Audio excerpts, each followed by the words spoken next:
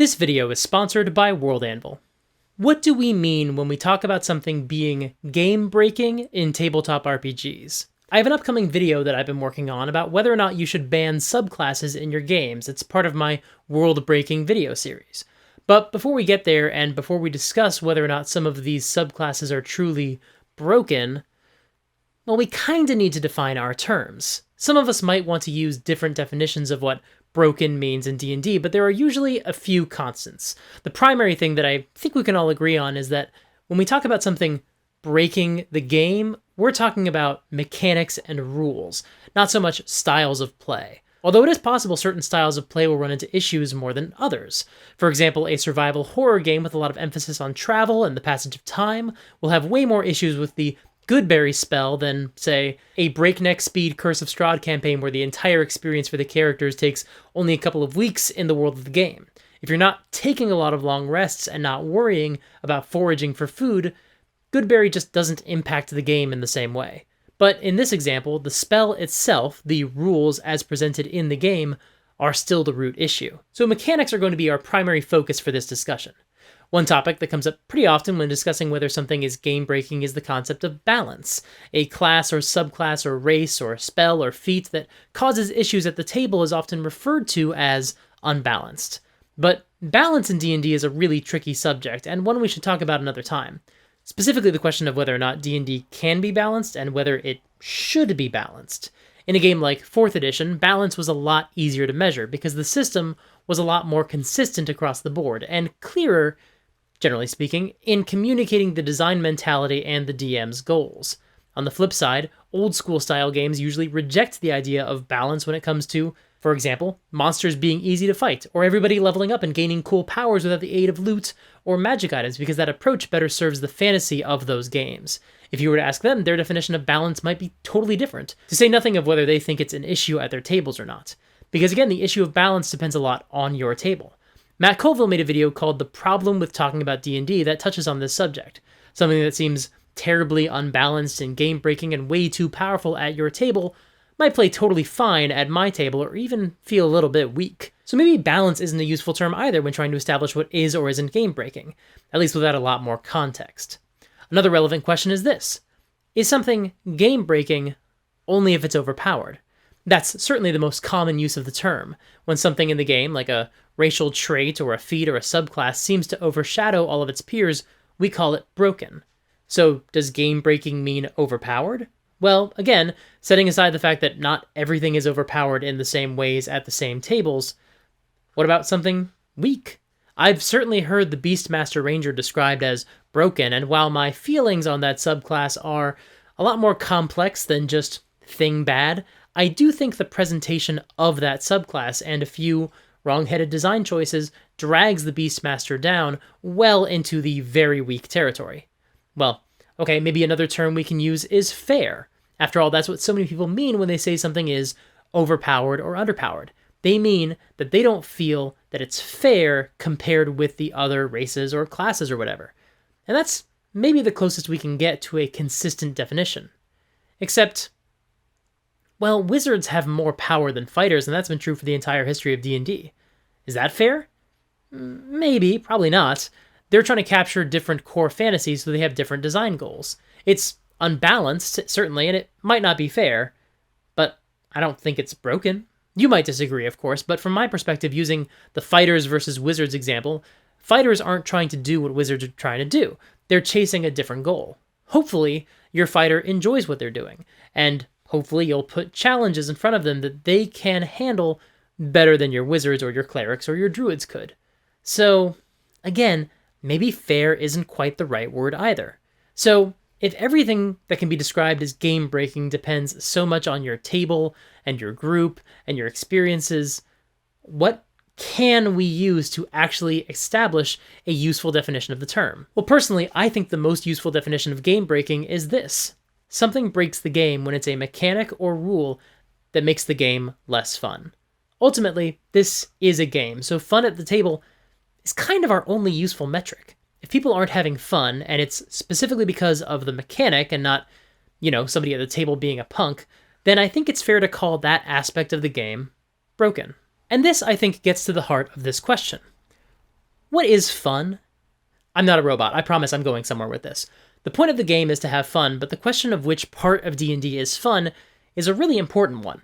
Let's revisit the example of the survival horror game. If that's the campaign you're running, then the fun is the challenge. The fun is, how can we possibly survive this? That was the entire point of D&D for like 25 years, just surviving whatever the DM threw at you. And it wasn't always adversarial, although I can certainly see how that culture can easily breed a DM versus player mentality, even accidentally. Although, in the case of something like the Tomb of Horrors, maybe it wasn't an accident. But the DM doesn't have to be trying to kill the characters for this to be the point of the game, and the reason people are having fun playing the game.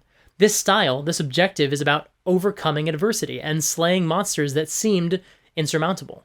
I wasn't there for this story, but my friend Jay Jones has told it a lot, and I think it speaks to this version of fun. In the very first D&D game Jay ever played in, the party was level 1, and they came face to face with a chimera. And they knew, and the DM was super clear with them, that this was a fight they couldn't win. It had been rolled randomly. The DM wasn't planning on throwing something that deadly at them. But once it was rolled, the players had to intelligently figure out how to get around this thing without getting into a fight they couldn't win. And my friend Jay still loves to recount this because to him and to those players, that feeling of danger and testing the players' wits was a lot of fun. I genuinely don't remember how they managed it because the point of the story wasn't, here's how we solved the chimera puzzle. For Jay, the fun of the story was, can you believe we wound up face to face with a chimera when we were only level 1? The joy is in the scope of the danger the characters were in and the challenge they had to overcome. And if that's where you find the fun in D&D, then anything that reduces the tension, like, say, a feature that makes it functionally impossible for monsters to land an attack on a character, or a spell that reduces the challenge during travel, well, that makes the game less dramatic. And that means the fun of the game is being disrupted. And if the players are on the same page as the DM, they'll probably agree, yeah, this feature is making the game less fun, we should fix that. And you can figure out a patch, something that doesn't neuter them in combat, but still means that your game can function in a way that's actually fun. But that's not the only way to play D&D. Sometimes the fun of the game is about getting more powers, and some players really enjoy the power fantasy of having the ability to cut through the enemies they fight with little effort. While other players might find these fights boring, this is actually what makes the game fun to that player, the ability to be a badass. Some players don't want to be Bruce Willis in Die Hard, struggling to get through a brutal situation, carefully tracking your resources and inventory, and bandaging yourself up after every encounter, knowing that one false move could kill you. Sometimes, people just want to be James Bond, ruthlessly cutting through some fools like they're nothing, and casually dropping one-liners because you're not even fazed. That is a totally valid way to have fun playing D&D, and it's one that 5th edition really recognizes, because the game is designed around your character gaining powers every time you level up, no matter what gear you find. It was a huge part of 4th edition where the math around designing encounters was much clearer and much more consistent. It was actually fun to make combat encounters in 4th edition. Even if there was basically no chance the player characters would get killed, that wasn't an issue, because designing fights was fun, and dynamic fights gave players a chance to feel badass, which was ultimately, I guess this is debatable, but in my opinion, it seems pretty clear, making players feel badass was the point of 4th edition. It's why so many fans derisively said it was trying to rip off video games. Whether they were right about the video game influence or not actually doesn't matter. Whether you feel that it was a fun game or not also doesn't matter. The point is that the game's objective was to make player characters feel like badass heroes. And if everybody's playing that way, you can still run into issues, but that's where balance is easier to use as a metric. If one player is running away with the game and doing way more in every game and every combat, and everybody else is feeling really left out, balance actually becomes a really useful way of determining why the game is broken. When that happens, it should ultimately be a fairly straightforward conversation with the players to figure out why specifically the character feels so overpowered, and how to either reduce that character's power and or bring everybody up to the same level so they're all having fun. But not everybody plays the game the same way. Honestly, you could keep going through many different definitions of fun for D&D, like gaining treasure or exploring exciting locations or role-playing, and all of them might play a role in finding balance issues in D&D. But let's stick with these 2 definitions for now because I think they are the most common root of the issue for something being game breaking. Specifically, when the people at the table aren't getting their fun from the same part of D&D. Now, that in and of itself is not at all a problem. I made a whole video about the advice we can steal from, hey, 4th edition, that's funny. Anyway, I made a video about the different types of players and how to keep them engaged in your game. But sometimes you as a DM might be trying to run, say, a tense game where monsters are scary and dangerous, but one of your players is getting their enjoyment out of being a badass who can super stun your monsters or whatever. And it's possible their power isn't just cool and impressive, it's actively working against the tone of your campaign and hurting the story. And when you say, we can all agree this power is broken and needs to be reduced to make the game more fun, right? Well, the player in question might say, I'm just playing using the rules, or it's all from the books, using defenses like that to ultimately express what I think is their true feeling. Why are you trying to take this away from me? I'm not doing anything wrong. Because they don't see it as a problem. Because it might actually feed into why they're playing the game. If you've ever wondered why a player felt frustrated when you tried to fix something that seemed so obviously broken in the game, this might be why. I've said before that players don't like having things taken away from them, and I do think that's generally true no matter where they get their fun in the game from, no matter what kind of player they are. But in this instance, the issue isn't just that you would need to, say, reduce their power level to make the game more fair. The problem could be that having cool powers is why they made the character, or at the very least, something they really, really enjoy about the campaign. Believe it or not, something in the game being broken isn't always an objective truth. It's a reflection of your style of play. That's part of why this is such a tricky subject, because the specific examples of what actually causes issues at the D&D table will be different for everybody. Something that breaks the game at my table might be totally fine at yours, and vice versa. So if you feel an example I cited in this video doesn't line up with your experience, that's the point. D&D isn't a video game. All of our experiences are going to be different because of 100 different factors. But the good news is, because this isn't a video game, you can make an adjustment to match the needs of your table. And hopefully, having watched this video will give you the perspective you need to make that ruling, because you'll understand that the root of the problem isn't just the mechanic itself. It's how the mechanic is interfacing with your game and your players. And perhaps by factoring in the way your players are interfacing with the campaign and where they're finding their fun, you'll be better able to find a solution that actually works for them. Of course, it's totally possible that there are some spells or subclasses or feats that you already know going in are going to cause some issues to the game you want to run, and you just wish there was an easy way for new players to have all the information they need to know about the player options you don't want them to choose. It could be alongside the relevant lore of your world and the plot hooks for the campaign. Wouldn't that be nice? Oh, by the way, this video is sponsored by World Anvil, and you can do all of those things with World Anvil. World Anvil is an online toolkit that you can use to create articles of whatever you want. NPCs, magic items, monsters, lore, nations, historical events, anything like that. And you can make them look professional and dynamic. It's super easy to use. And yes, you can have a landing page for players that gives them the info they need when making their characters. So if you want to tell them not to take silvery barbs, you can put it right there. Visit worldanvil.com and use the promo code SUPERGEEK to save 40% off of any annual membership. Thank you so much to World Anvil for sponsoring this video.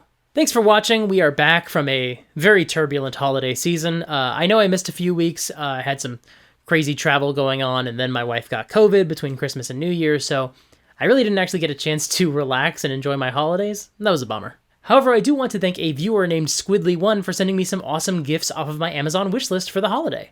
I received all 4 of the books by Keith Amon. The Monsters Know What They're Doing, Combat Tactics for Dungeon Masters, Live to Tell the Tale, Combat Tactics for Players, More Monsters Know What They're Doing, and How to Defend Your Lair.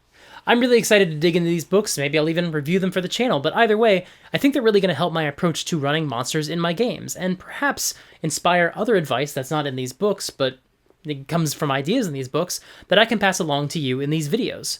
Squidly also sent me a new external drive, which is really awesome because I needed one ever since my last one died a few months back and ate a bunch of my videos. So thank you so much, Squidly1. I really appreciate it. Happy holidays. I also got a lovely letter to my P.O. box from a viewer named Brett Jacobson. He's 16 years old. He had some really lovely things to say about my channel. Thank you so much, Brett. He also had some questions about one of my videos from December. It's a topic that a lot of people brought up in the comments as well, although Brett's letter was by far and away the nicest way anybody has asked about it. It was so thoughtful. So, Brett, I will be better able to answer that question in a future video. Not right away, but give it a few months, I'll be better able to shed some light on something that seemed to confuse some people, maybe frustrated some people in a previous video. It's going to be a lot easier to dedicate an entire separate video to that in the future, and hopefully make it clear what I was trying to communicate.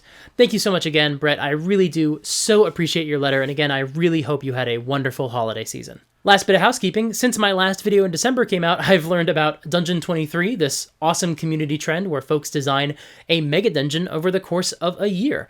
All you do is write one dungeon room per day, super simple, don't go overboard with detail, just write something. Each week is a section, each month is a level, so by the end of the year, you have a 12-level Megadungeon with 365 rooms. Links below in the doobly-doo for more info about this project, but I'm doing it, and so look forward to more info about that in future videos. Maybe some TikTok shorts if people would think that's interesting. I might start making some shorts about my dungeons. If you're interested in starting, don't worry about the fact that you'd be starting late. If this interests or excites you, just start doing it. Who cares if your dungeon has 12 fewer rooms? It's a Megadungeon. None of your players will notice. I don't have a lot more to say regarding advice for this project, so again, check out the links below for advice, and in the future I might show you a little bit of my own progress, if that's of interest to anybody. If you want to support the channel, there are a few ways you can do that. You can subscribe and ring the bell to get notified about new videos as soon as they come out. At the time of filming, we have just hit 25,000 subscribers. I am so grateful for that. Really soon, I'm going to schedule a live stream, and then I'm also going to do a giveaway for some dice sets, so keep an eye out for that in future videos. Oh, and by the way, when I do end up doing a giveaway, I will not announce that you won in the comments below. If somebody comes to you in the comments and says, hey, you won, that's not really me. That does happen in some people's videos. People impersonate the YouTuber and try to say they won a contest. I am going to do a giveaway, but I'm not going to tell you in the comments that you won. That's just not how it's going to work. If you want to support me financially, you can do so on Patreon. I am really close to hitting 100 patrons, and when we hit that milestone, I'm going to spend some money and upgrade my lighting to help improve the look of these videos. I've got other goals for when I get more patrons, so that's a great way to see the channel grow and improve. You can join my Discord server. We passed 500 members in November, and that has been absolutely wonderful. It is such an awesome community. And the fourth way you can support the channel is by signing up for my newsletter, where I will sometimes send you updates about what I've got going on. Since social media is an even weirder place than usual right now, my newsletter is the best place to get updates outside of these videos themselves. This video was partially about getting on the same page as your players, so click here for a video about asking your players for a wish list at the top of the campaign. Thank you again for watching, and until next time, play fair and have fun.